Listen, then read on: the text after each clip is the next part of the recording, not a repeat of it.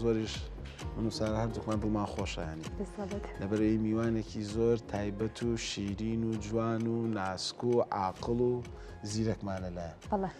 کار حەزەکەی گفتوگۆی لەگەڵا بکەیت و قسەی لەگەڵا بکەیت خاتونێکی جوان قش درێژ نووسەر وەرجێر ئەم بەیانێ لە ستۆدیۆ لەگەڵمان نابێت کە ئەویش هەرمێخانە خاتۆر بە بەخێر بێ بەخێر بێ چۆنی هەرمێ یەکێکە لەو کچە جوان و عەقڵانە کە توانیوێتی تا ئێستا ئەم کتێبەی کە بەدەست ئێمەوەیە ئەم کتێبەی چاپ کردو و وەرگێڕانی بۆ کردو لە ئینگلیزیەوە بۆ سەرزمانی کوردی و دوو کتێبی کەشی لە ئامادەیە بۆ ئەوەی کە بتوانێت ئەوانیش چاپ بکات و بڵایان بکاتەوە. جا هەرمیجان یەکێکە لەو بەهرەمەندە بە توانانی کە ئەمڕۆ لەگەڵمان نابێت لە ستۆدیۆ سارە. بەڵێ چۆنە چۆنی بینی؟ زۆر کیوت وەکو پرینسس و شتەی بینم. ئەنجەوە هەردووشیان ئینگلیزیە زانن بەتەمانە شازادێکی بەتەمانە بم بیکەن بە ئینگلیزی من خەینە ئەولاوە هەرمەجان بەخێر بێ چۆنی بە ساقە باشی پێم بڵە چۆن دەستەکرد بە وەرگێڕانیان لە چیوە حەزی لەم بابەتە بوو کە ئاوا کتێبێک وەرگێڕیتە سەر زمانی کوردی؟ وڵای هەر لە مناڵیەوە خەریک بووم ئەم کرد ئیتر لە مەکتەبیشەوە چیرۆکوشمان وەرگر ئەم کرد لە ماڵەوە بەسترتم بە ئەمیان بکەم ینی ئاوا چاپیکەم دێک باکیش وتیان باش زۆر باشە هەرمێگیان لە تەمەنی چەنەوە زمانی ئینگلیزیەکە و ئەوەنە باش بوو توانی و ینی واتە بە ماڵەوە بڵێ ئێستا ئەتوانم کتێبێک وەربگێڕم یا خود دایک و باوکە درکیان بۆ کرد کە زمانەکەی تۆ زۆر باش بوو پێویستە وەرگێڕان بکەیت لە تەمەنی 6 ساڵی لە تەمەنی ئێستا تەمەنە چەنە؟ 11 ئەی ماشەڵڵا کەواتە زۆر زوو ئینگلیزیەکەی هین بۆ کۆ سار تۆش فرێ خۆ پرفێکت بووە هەرمێجان پێم بڵێ ینی لە ماڵەوە باوکە زۆر یارمەتی تایە دایکە زۆر یارمەتی تایە بۆ وەرگێڕان و بۆ نووسینی ئەم بابەتانە چۆن یارمەتیت ئەیان باوکە لەگەڵ تا پێتەڵێ کە چ بابەتێک وەربگێڕیتە سەر زمانی کوردی یا خۆت کە شتێکە حەز لێیە بەوانەڵێ من حەزم لەم بابەتێ و ئەمە تەرجماکەم یا ئەمە وەرگێڕمە سەر زمانی کوردی وڵای خۆم پێیانڵێن بەس خۆشیان پێمەڵێن ئەڵێن ئەمە بکە ئەم خۆ حەزی لە چ نوع نووسینێکە لە چ نوع بابەتێکە؟ وڵای خۆم حەز دەباتە زانستیەکانە زانستیەکان باشە لە تەمەنی چەند ساڵیەوە فێری زمانی ئینگلیزی بووی واتە هەر لە مەکتەب سەرەتای دەستپێکردنی قوتابخانەوە فێری خوێندنەوە بوو یاخود زمانەکە و زۆر باش بوو یان لە تەمەنێکی دیاری کراوە؟ وڵای لە باخچەشەوە ئەمتانی قسێک دەکەم زۆر باشە لە تەمەنی 6 ساڵی تر یعنی تاف فلوئنت فوتبۆل بەردەوامەوە خوێندەوە لە باخچەوە یاخود باخچە ناتوانانی بەتەواتی بخوێن بەڵام دوای ئەوە لە کەیەوە دەستی کرد بە خوێندنەوەی کتێبە مناڵانەکان 6 ساڵی واتە هەر لە 6 ساڵی هەموو شتێک دەستی پێ کردە ئەمە شتێکی زۆر گرنگەکەواتە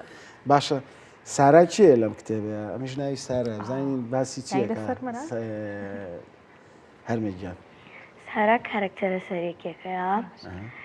لەگەڵ دایکی مردووە ئیتر لەگەڵ باوکی لە هەندستانەوە ڕۆم بۆ لەندەن و ئیتر دوایەوە مامۆستاکەی خۆشیە چکە دەوڵەمەندە بەڵام کە پارەی نامێنێ مامۆستاکەی جێتی خوێندنی پێ بکە ئەیکات بە خزمەتکار لەوێ ئیتر دوایەوە هاوڕێکەی باوکی ئەڵێن باوکی مردووە بە نەخۆشی و هاوڕێکەی هەموو پارەکەی دزیوە لەخیریا هاوڕێکەی باوکی ئەیدۆزێتەوە ئێباتەوە بە لای خۆی قوتابخانەکە داخن کەواتەمەوە کوانەیەک وایە بەڵێ باش سەرەتا کە ئەو کتێبانی کە هەڵیانە بژێری بیخوێنیتەوە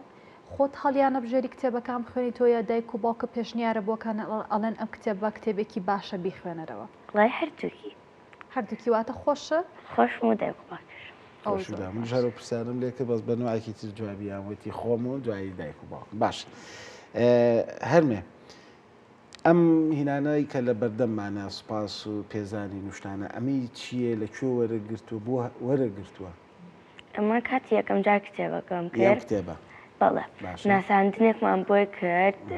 کە سوپاس و پێزانیەکم وەرگرت لەلایەن کتێبخانەی گشتی کەلارەوە و ئەمە لەلایەن تربەی کەلارەوە وەرم گرت دوای ئەم خەڵاتە تر خەڵات دەست خۆش باشە یەک شتی کەم پێ وڵا هەرمێ یعنی تۆ کتێبێک کە تەرجماکەی وەرگێڕانیەکەیت ئەیخیتە سەر زمانی کوردی حەزەکەی ئەو کتێبە خۆ بە تەواوەتی لی تێبگەی بیخوێنیتەوە تێکەڵی ناو چیرۆکە کە ببی ئەجێ تەرجمەی بکەین بەڵێ ینی هەموو کتێبەکانە خوێنیتەوە ئەنجا دانێک هەڵەبژێری ئەوەی کە زۆر حەزت لێی بێ وایە باشە چی هەیە بۆ ئەو هاوڕێیانەی یاخود ئەو کەسانی ئەو مناڵانی کە تەمەنیان لە تەمەنی تۆ نزیکە پێیانەڵی کە چی بکەن بۆی وەکو تۆ بن وەکو تۆ ئەوانیش زمانەکەیان باش بن وە کتێب وەرگێڕن بۆ هاوڕەکانیان دڵنیام ئەم کتێبە زۆر مناڵی تر سوودی لێ وەرەگرێت چی هەیە بۆ ئەو مناڵانە لە جێتی خۆی هەر خەریکی ئامێرە ئەلکترۆنیەکان بیت ئەتوانین بڕێ کتێبێ بخوێنیتەوە کاتە پێم بڵە تۆ لە ڕۆژێکە یاخود چەندێک ئایپادێک بەکارێن یا ئامێرە زیرەکەکان بەکارێنی ڕۆژی کاتژمێرە تەنها واتە بۆیان دیاری کردووی لە ماڵەوە ئەمە شتێکی زۆر چەنە خوێنیتەوە چەندێک خوێنەوە ئەوشمان پێ بڵەوە بەڵێ بێگومان ڕۆژی هەر سەعاتێک ئەخوێنمەوە و سەعاتێکیش واتە بە سەعاتێک ئەوە تواناکە و بەهێز بۆ کە بتوانانی کتێبێک وەرگێڕی ئەمە زۆر زۆر سوودی هەیە بە تایبەتی بۆ ئەو مناڵانەی کە کۆسار بەردەوام سوۆشیال میدیا بەکارێن وەکو باسمان لێەوە کە لە سەرەتای پرۆگرامە بەشێکی زۆر لە مناڵان سوۆشیال میدیا بەکار ئەهێن و ئەبێتە هۆی ئەوەی کە ئاستی زیرەکیان لاواز بێ بەڵام ئەمە نمونەیەکی زۆر باشە بۆ ئەوان بۆ ئیکە ئەوانیش چاوی لێ بکەن و بتوان تواناکانی خۆیان گەشە پێ بن هەرمیژان لەگەڵ سارای لێم تێکەسم ئەم ناوی سارامش سارا هەرمێ پێم بڵێ ئەمە کێ ئەم بەرگشتی بۆ دروست کردی چی ئەم ڕستموشتانی بۆ دانایی لەسەر بەرگەکە لە ناو کتێبەکانە چی یارمەتیایی باوکم نردی ئیتر لە چاپخانەکە دیزاین و شتەکەیان بۆ نردین تر هەڵمان بفرد و چاپەکرا خۆ حەزە کرد کە ئاوا بێ دیزاین و شتەکەی ئەم ڕسمانی لەسەر بێ لە ناو کتێبەکەیە جیاواز لەم کتێبە ئەو کتێبانی کە حەزە لێن زیاتر لە چ بابەتێکە بابەتی هوەری بێ یاخود بابەتی پزیشکی بێ چی بێن بابەتێکم لە کتێبە باسی هین گردون و ئەوانە بەس کتێبی شازادە بچکۆلەکە ئێستا ئەوە خەریکی خوێندنەوەیم واتە کتێبێکی تریش بەڕێوە و کتێبی داریۆڤە ویمپیکێت ئەو چەند کتێبێکن زۆر زۆر باش ئەو دوو کتێبە زۆر حەزم لێ واتە بەتەمای هەموو ئەوانە هەموو بەشەکانی بکەی بە زمانی کوردی هەڵبەدا ئەو زۆر زۆر خۆشە منیش حەزم لێتی ئینشاڵڵا توانی دنیامە توانیشتی زۆر زۆر گەورەتر و زۆر باشتر بکەیت بەتەمای هەر چیرۆکی مناڵانە وەرجێڕانی بۆ بکەیە بابەتی تریش حەزەکە مەسەلەن بیخیتە سەر زمانی کوردی ئێستا خەریکم ژیاننامەی شاعیر و نووسەرە کوردیەکان کۆکەمەوە وەریانەگەڕم بۆ ئینگلیزی بە ئینگلیزی و کوردیش ئەینووس ئافەرمانی جگەل لەوەی لە ئینگلیزی و بخیتە سەر کوردی لە کوردی شۆ بەتەمایەمە بکەین کامیان بەلاتەوە ئاسانترە لە کوردیەوە بۆ ئینگلیزیە لە ئینگلیزیەوە بۆ کوردی وڵای هەردووکی وەکێکە کوردیەکە ئێستا هەنێوشە هەیە تێناکەم ئینگلیزیەکەش لەوانێ هەنێوشە بێ گوێم لێنەوە بێ پێشتر تر ئەی باش تۆ پێم بڵێ تۆ بەتەمای ئەو پرۆژە گەورە و مهمەی چێ یارمەتی تا بۆ کۆکردنەوەی ژیانی شاعیرەکان و ناو و شوێنی لەدایک بوون و شتیان وڵای دایک و باوکە یاخوا دەستی دایک و باوکە خۆش بێت و نمونەیان زۆر بێت کە ئەوە بەردەوام لەگەڵتانە وەنیە هیچ خوشکوبرایەکی ترە هەیە ئەوانیش وەکو تۆ زمانەکەیان باش بە یارمەتی و بەنیە ئەوانش بیانەوە وەکو تۆ بن وڵای براکم هەیە لە پۆلیسیەوەش ئینگلیزیە زانیە بەزانی ئەو کتێب و شت ئەو بەزۆر چاسەکەم بەلای ئایپاد و شتا زیاتر ئەو زیاتر دوو گۆڵی حەز لێ ئەوش قەیناکە ئەوەش هەر مهنەیە کاگر بە باشی یاری بکات و بچێتە ناو مەدرسەیەکەوە بۆی خۆی فێری دوو گۆڵی بکوش مهمەوە نیە باش پێم بڵێ تۆ باسی ئەوە کەوتە لە پێش بەرنمەکەوتە ئەگەر گەورە بم حەزەکەم یا ببم بە فڕۆکەوان یا ببم بە پزیشک وایە بۆچی فڕۆکەوانە حەز لێ وڵای هەر لە مناڵیەوە حەزم لێ بوویتر وتم دا پزیشکیات تر یەکێ لەو ئەی باشە من داوایەکی لێ بکەم یعنی تۆ ئەم نووسینە جوانەوە هەیە و ئەم هەموو بیرکردنەوە جوانەوە هەیە بۆ ناڵێ حەزەکەم ببم بە نووسەرێکی گەورەی کورد لە پاڵ ئەوشان نووسینیش ئەکەم ینی بەردەوامە بی لە نووسی کۆڵی لێ نای زۆر باشە کاتە پێم بڵێ هیچ زمانێکی تر هەیە بتێ خۆ فێرکەی وە لە بوارێکی تر یاخود لە زمانەکانی ترە کتێب وەربگەڕێ چکرد لە هەر زمانێک چەندین کتێبی گرنگمان هەیە بە تایبەتی بۆ مناڵان ئەتەوێت لە زمانێکی تر فێر بێت و کتێبێکی تر لە زمانێکی تر بکەی بە کوردی حەزەکەم خۆم فێری زمانی عەرەبی بکەم ئەوەش زۆر باشە بۆچێت تۆ فێری زمانی عەرەبیش بی وڵای زمانی عەرەبی هەر گرنگە و لێرەش زۆر بەکاردێت و نەکرد لەلایەن ئینگلیزیەوە زمان عەربیش شتی باشترە وەکو کتێب و ئەوانە. دەستخۆش باش سارە هەرمێ ببوورە ناڵم هەر لەم تێت هەرمێ پێم بڵێ چ شتێکی ئەم چیرۆکە وای لێ کردی بە ئینگلیزی کە حەزلی بوو بیکی بە کوردیانی چه نقطەیەکی مهمی تیا بوو بەلاتۆ کە سەرنج ڕاکێش بوو ئەم چیرۆکە باسی ئەوەکە هەر جیاوازی دەوڵەمەند و هەژاری چۆن ئەکرێت لە ناو کۆمەڵگەدا و پارەش شتێنیە کە دایمە هەت بێخوا ئەدات و ئەیباتەوە. واتە تۆ هەست بەوە کردووە کە جیاوازیەک هەیە لە نێوان دەوڵەمەند و فەقیر لە چوار دەوری خۆت و حەز بکەی کە ئەم کتێبە بکەی بە کوردی؟ بەڵێ زۆریش. باشە ئەی پێم بڵێ ئەم بابەتانە بۆ ڕەفیقەکان باسەکەیت بووی ئەوان هانیان بێ مەسەلەن ئەوانی کە لە مەکتەب بەیەکەوەن لە کۆڵان بەیەکەوەن خزم و کەس و کارێ بێ یا مەسەلەن هاوڕەیە کە حەزی لێی بێت یارمەتیانی کە فێریە ئەم بە ئیشتانیان بکەی؟ بەڵێ ڕەفیقێکیشم هەیە خۆی چیرۆکێکی نووسی و هەر یەک دوو دانی پرینت کرد. یەک دوو کتێبی پرینت کرد. باشە کاتە تۆ چەندانە پرینت کردووە؟ من ئەودام 500 دانە بوو. ئەفرین هەموو لە کەلار بڵاو کردووە لە سلێمانیش بە تەمای بڵای بکەیتەوە. وڵی جارێ بڵاومان نەکردێتەوە هیچ دەستگا شتێ نەبووە.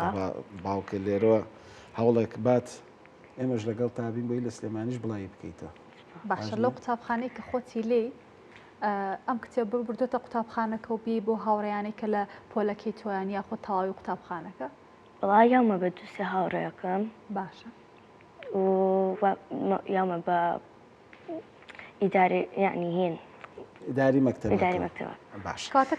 ببوورە کۆسار بەس ویستم کاردانەوەی مەکتەبەکەش بزانم ئەو مامۆستا و مدیرانی کە لەوێن هەستیان چۆنە کە مناڵێکی ئەوەنە زیرەک لە مەکتەبەکەیان هەیە؟ ئەوانی شارمەتیان دام و ڤیددیۆشیان کرد لە پەیجەکەیان و